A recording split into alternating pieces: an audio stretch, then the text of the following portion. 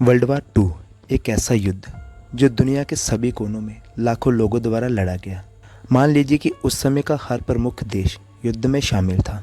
द्वितीय विश्व युद्ध की आधिकारिक शुरुआत से काफ़ी पहले ही प्रशांत क्षेत्र में संघर्ष शुरू हो गया था। अपने बढ़ते उद्योगों को ईंधन देने के लिए कच्चे माल की तलाश में जापान ने 1931 में चीनी प्रांत मंचूरिया पर आक्रमण कर दिया। 1937 तक जापान ने चीन के बड़े हिस्सों को नियंत्रित कर लिया और चीनी लोगों के खिलाफ युद्ध अपराधों के आरोप आम बात हो गए। संयुक्त राज्य अमेरिका ने अन्य देशों के साथ जापानी आक्रामकता की आलोचना तो की, लेकिन किसी भी आर्थिक या सैन्य दंड से परहेज किया। संयुक्त राज्य अमेरिका और जापान के बीच संबंध तब खराब हो गए जब जापानी सेना ने ईस्ट इंडीज के तेल से भरपूर क्षेत्रों पर कब्जा करने के लक्ष्य से इंडो चाइना को निशाना बनाया। इंडो चाइना फ्रेंच कॉलोनीज का एक ग्रुप था। वियतनाम, कंबोडिया और लाओस का इलाका इस ग्रुप में आता था, जो कि तेल से भरपूर एरिया माना जाता था। जापान की इस हरकत के जवाब में संयुक्त राज्य अमेरिका ने जापान जाने वाले स्क्रैप धातु, तेल और जहाजी ईंधन पर प्रतिबंध लगा दिया और अमेरिका में जापानी संपत्तियों को जब्त कर लिया। इसके अलावा अमेरिका ने मांग की कि जापानी आर्मी चीन और इंडो चीन के क्षेत्रों से हट जाए। जापान ने आगामी संघर्ष को महसूस करते हुए अप्रैल 1941 तक पर्ल हार्बर पर हमले की योजना बनाना शुरू कर दिया था।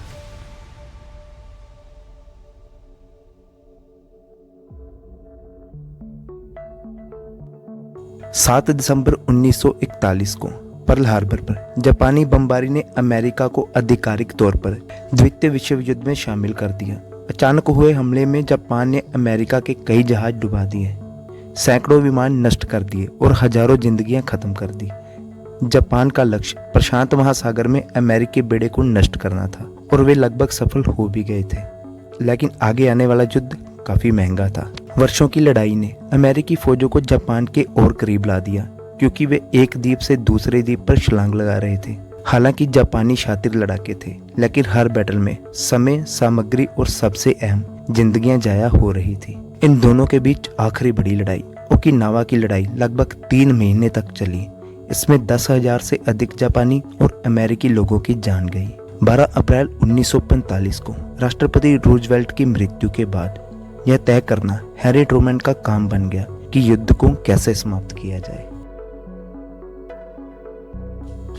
राष्ट्रपति बनने पर हैरी ट्रूमैन को मैनहट्टन प्रोजेक्ट के बारे में पता चला, जो परमाणु बम बनाने का एक गुप्त वैज्ञानिक प्रयास था।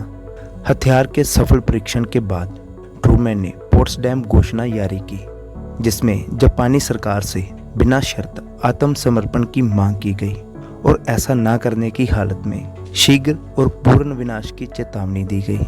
11 दिन बाद 6 अगस्त 1945 को कोई उत्तर नहीं मिलने पर एनोला गे नामक एक अमेरिकी बमवर्षक जापान की ओर जाने के लिए टिनियन द्वीप से निकल गया, लिटिल बॉय नाम के एक परमाणु बम को अपने साथ लेकर।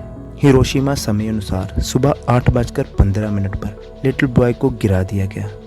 परिणाम यह हुआ कि पहले कुछ मिनटों में ही लगभग 80,000 मौतें हो गई। बाद में हजारों लोग रेडिएशन से मारे गए। 9 अगस्त 1945 को एक और बम वर्षक विमान जापान की ओर निकल पड़ा। इस बार वे एक और परमाणु बम फैट मैन के साथ नागासाकी की ओर जा रहे थे। फैट मैन को गिराने के पहले मिनट के बाद करीब 39,000 लोग मारे गए और 25,000 से अधिक घायल हुए। दोनों शहरों को बमों से करीब करीब नष्ट कर दिया गया और इसके परिणाम स्वरूप जापान को अमेरिका के सामने सरेंडर करने के लिए मजबूर होना पड़ा और आखिरकार युद्ध समाप्त हो गया। और इसी के साथ अमेरिका एक सुपर पावर बनकर उभरा, लेकिन जल्द ही उसकी बादशाहत को एक नई शक्ति चैलेंज करने लगी, जिसने महज 4 साल बाद ही एटम बम का सफल परीक्षण कर डाला। यह नई ताकत थी यूएसएसआर, यानी आज का रशिया। कैसे यूएसएसआर ने अपने न्यूक्लियर प्रोग्राम को अंजाम तक पहुंचाया, जानेंगे इस इंटरेस्टिंग कहानी को नेक्स्ट एपिसोड में। एक खोए हुए वीरान टापू से लेकर सुपर पावर बनने तक की अमेरिका की कहानी जानने के लिए इस वीडियो को देखें। और ऐसी ही कुछ इंटरेस्टिंग कहानी जापान की भी है, उसे देखने के लिए यहाँ क्लिक करें। जल्द ही मिलते हैं एक नए एपिसोड में। तब तक के लिए keep watching and keep being जिज्ञासु।